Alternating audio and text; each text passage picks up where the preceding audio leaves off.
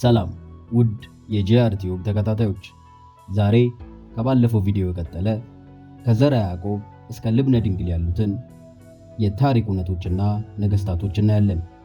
ጂአር ቲዩብን ሰብስክራይብ፣ ቪዲዮውን ደግሞ እንደምትወዱት በመተማመን ላይክ በማድረግ ይጀምሩት።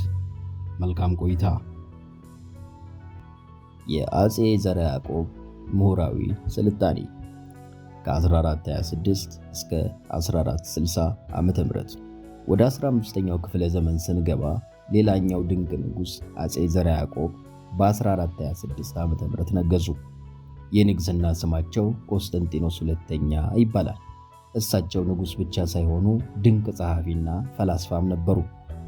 አጼ ዘርዓ ያዕቆብ በጣም ብልህና ጠንካራ በመሆናቸው ስልጣኔን ሊቀሙኝ ይችላሉ ብለው የዘጉት ወንድማቸው አጼ ይስሐቅ ለብዙ ዓመታት በአምባ ግሸን አስረው እንዲቆዩ አድርገዋቸዋል። ሌሎቹ ዘመዶቻቸው በሞት እስኪያልቁ ድረስ እሳቸውን ማንም አላነገሳቸውም ነበር። አጼ ዘርዓ ያዕቆብ በቤተ ክርስቲያን ውስጥ የነበረውን የሰንበት ክርክር በብልሃት በመፍታት አንድነትን ሲፈጥሩ፣ በእስጢፋኖሳውያን ላይ ግን የወሰዱት እርምጃ የታሪካቸው ተቃራኒ ገጽታ ሆኖ ይታያል። ንጉሱ በ1436 ዓ.ም በደብረ ምጥማቅ ጉባኤ ቅዳሜና እሑድ እኩል ይከበሩ የሚል ውሳኔ በማሳለፍ ለ70 ዓመታት የቆየውን የኤዎስጣቴዎስ ወገኖች ክፍፍል በሰላም መፍታት ችለዋል። ይህ እርምጃቸው የቤተ ክርስቲያንን አንድነት ከማጠናከሩ ባለፈ በሰሜኑና በማዕከላዊ የአገሪቱ ክፍል መካከል የነበረውን ፖለቲካዊ ውጥረት በማርገብ ረገድ ታላቅ ዲፕሎማሲያዊ ስኬት ተደርጎ ይወሰዳል። በሌላ በኩል ንጉሱ የመንግስትና የሃይማኖት አንድነት መርህን በጥብቅ ይከተሉ ስለነበር ለስልጣናቸውና ለአዋጃቸው እንቢተኝነት ያሳዩትን እስጢፋኖሳውያንን ደቂቀ እስጢፋኖስን በጭካኔ ቀጥተዋል።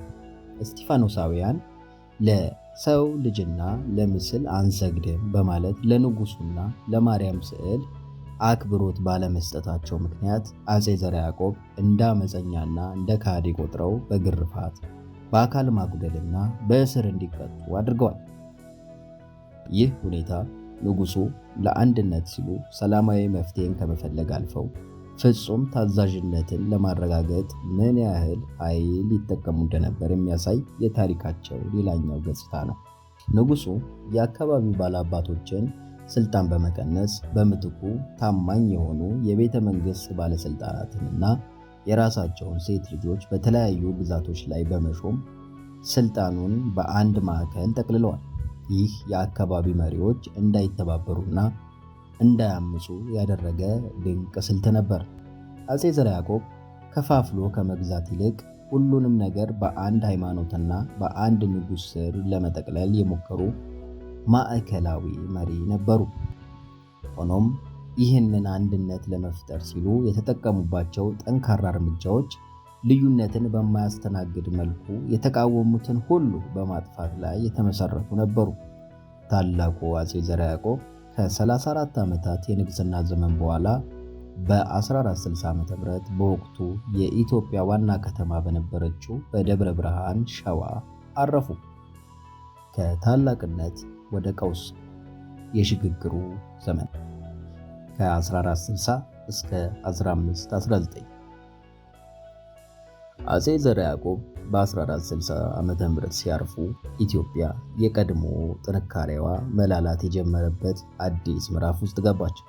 ልጃቸው አጼ በዕደ ማርያም ለ10 ዓመታት ያክል አባታቸው የዘረጉትን ጥብቅ አስተዳደር ለማለስለስና ከሃይማኖታዊ ቡድኖች ጋር ሰላም ለመፍጠር ቢሞክሩም በአዳል ሱልጣኔት በኩል የነበረው ወታደራዊ ስጋት ግን ከቁጥጥር ውጪ እየሆነ መጣ። እሳቸው በ1470 ዓ.ም ሲሞቱ ስልጣኑ ለጋ ዕድሜ ላይ ወደ ነበሩ ነገስታት እስክንድርና ናኦድ በመሸጋገሩ ቤተ መንግስቱ በባለስልጣናት ሽኩቻ ተናወጠ። አጼ እስክንድር ከ1470 እስከ 1486 በነገሱ ጊዜ ዕድሜያቸው ገና 7 ዓመት ነበር። በዚህም ምክንያት ስልጣኑ በሞግዚቶቻቸው በተለይም በንግሥት እሌኒና በቢትወደድ አምደ ሚካኤል እጅ ወድቆ ነበር። በዚህም በታሪክ ሕፃኑ ንጉሥ በመባል ይታወቃሉ። በእሳቸው ዘመን ከአዳል መሪ ከመሐፉዝ ጋር ከባድ ጦርነት ተካሂዷል። ንጉሡ ጎልማሳ ሲሆኑ በጦርነቱ ላይ ራሳቸው ይሳተፉም ነበር። በ22 ዓመታቸው በድንገት አረፉ። አንዳንዶች በደባ ተገደለ ይላሉ። እርሳቸው ሲሞቱ ልጃቸው አምደ ጽዮን ዳግማዊ በ7 ዓመቱ ቢነግስም እርሱም በነገሰ በ7 ወሩ በመሞቱ ስልጣኑ ወደ ወንድማቸው ወደ ናዖድ ተላለፈ።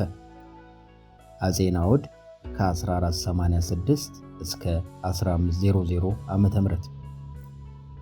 አጼ ናዖድ ከወንድማቸው በተቃራኒ ለሰላምና ለሥነ ጽሑፍ ትልቅ ቦታ የሚሰጡ ነበሩ። ዛሬ በቤተ ክርስቲያን የሚዘመሩ አንዳንድ ጣፋጭ ግጥሞች ለምሳሌ በእንተ ማርያም የሚለው ደራሲ እንደሆኑ አንዳንድ ምንጮች ይናገራሉ። ምንም እንኳን ሰላም ወዳድ ቢሆኑም የአዳል መሪ መሐፉዝ ጥቃት ስለበረታባቸው በጦርነት ለመመከት ተገደዋል። አጼ ናዖድ በጦርነት ላይ ያሉ በ1500 ዓመተ ምህረት ሲያርፉ ልጃቸው አጼ ልብነ ድንግል ዙፋኑን ወረሰ። በዚህ አስቸጋሪ ወቅት ሀገሪቱን በዲፕሎማሲ ጥበቧ የታደገችው ንግሥት እሌኒ ነበረች። ንግሥት እሌኒ በ15ኛውና በ16ኛው ክፍለ ዘመን መጀመሪያ ላይ የነበረች እጅግ ተደማጭነትና ጥበብ የነበራት የኢትዮጵያ ንግሥት ስትሆን ዲፕሎማትና ስትራቴጂስት የሚለው ዘመናዊ ቃል በደንብ ይገልጻታል። ስለ ንግሥት እሌኒ ትንሽ ልንገራችሁ። የሃዲያ ገዢ የነበረው የአሚር መሐመድ ልጅ ናት። ወደ ቤተ መንግሥት የገባችው በአጼ ዘርዓ ያዕቆብ ዘመን ሲሆን ምንም እንኳ የሙስሊም ቤተሰብ ልጅ ብትሆንም ወደ ክርስትና ሃይማኖት ተለውጣ በሃይማኖት ዕውቀቷና በሊቅነቷ የምትታወቅ ነበረች። እንዲያውም የሃይማኖት መጻሕፍትን እንደተረጎመች ይነገራል። እሌኒ የዓለም ፖለቲካን ቀድማ የምትረዳ ሴት ነበረች። የኦቶማን ተርኮች በቀይ ባህር አካባቢ የሚያደርጉትን እንቅስቃሴ ለኢትዮጵያ አደጋ መሆኑን ቀድማ ተረድታለች። በ1501 ዓመተ ምህረት ማቴዎስ የተባለ መልእክተኛ ወደ ፖርቹጋል ንጉሥ በመላክ የጦር መሳሪያና ወታደራዊ እርዳታ የጠየቀች የመጀመሪያዋ መሪ ናት። ባሏ አጼ ዘርዓ ያዕቆብ ከሞተ በኋላ በእንጀራ ልጇ በዕደ ማርያም፣ በልጅ ልጆቿ እስክንድርና ናዖድ፣ በመጨረሻም በልጅ ልጅ ልጇ ልብነ ድንግል ዘመን ለረጅም ዓመታት እንደ ታላቋ እናት ሀገሪቱን በምክርና በአስተዳደር ስትረዳ ቆይታለች። አጼ ልብነ ድንግል ገና ሕፃን ሆኖ በ12 ዓመቱ በነገሰ ጊዜ ሀገሪቱ እንዳትፈርስ በትዕግስትና በጥበብ የመራችውም እሷ ነበረች። ልብነ ድንግል እያደገ ሲመጣ የንግሥት እሌኒን ምክር መስማት አቆመ። እሷ አደጋ እየመጣ ነው ተዘጋጅ ብትለውም እርሱ ግን በድሉ ተኩራርቶ እርዳታውን ናቀ። እሌኒ የሥጋ ልጅ ባይኖራትም ለ4 ተከታታይ ነገሥታት ግን እንደ እናት ሆና ሀገር የመራች ብልህ ሴት ነበረች። አጼ ልብነ ድንግል ከ1500 እስከ 1532 የአጼ ናዖድ ልጅ ነው። የአጼ ናዖድ ልጅ የሆነው ገና በ12 ዓመቱ የነገሰው ልብነ ድንግል በዘመኑ መጀመሪያ ላይ ትልቅ ድል ተቀናጅቶ ነበር። የ1509 ድል የአዳልን መሪ ሱልጣን መሐፉዝን በማሸነፍ ትልቅ ወታደራዊ ስኬት አገኘ። ይህ ድል አዳልን አጥፍቻለሁ ብሎ እንዲኩራራና ንግሥት እሌኒ የጠየቀችውን የፖርቹጋልን እርዳታ ንቆ እንዲተው አደረገው። ንግሥት እሌኒ በ1501 ዓ.ም የላከችው ማቴዎስ ከፖርቹጋል ልዑካን ጋር በ1512 ዓ.ም ወደ ኢትዮጵያ መጣ። ነገር ግን በዚህ ወቅት ልብነ ድንግል በ1509 ዓ.ም ድል ስለተኩራራ ለልዑካኑ የሚገባውን ትኩረት አልሰጠም። ወታደራዊ ስምምነቱንም አዘገየው። ንጉሡ ሰራዊትን በጥንካሬ አላደራጀም። እንዲሁም በባህር ዳርቻ በኩል እየመጣ ያለውን አደጋ ማለትም ቱርኮች ለአዳል ጦር መሳሪያ መስጠታቸውን ችላ ብሎት ነበር። የግራኝ ወረራና ዕጣ ፈንታው ከ1519 እስከ 1535 በ1519 ዓ.ም አካባቢ በኢማም አህመድ ግራኝ የሚመራው ጦር ሲነሳ በዙፋኑ ላይ የነበሩት አጼ ልብነ ድንግል የንግስና ስማቸው ውናግ ሰገድ ነበሩ። የግራኝ ጦር በይፋ አይሎ የታየው በ1519 ዓ.ም ነው።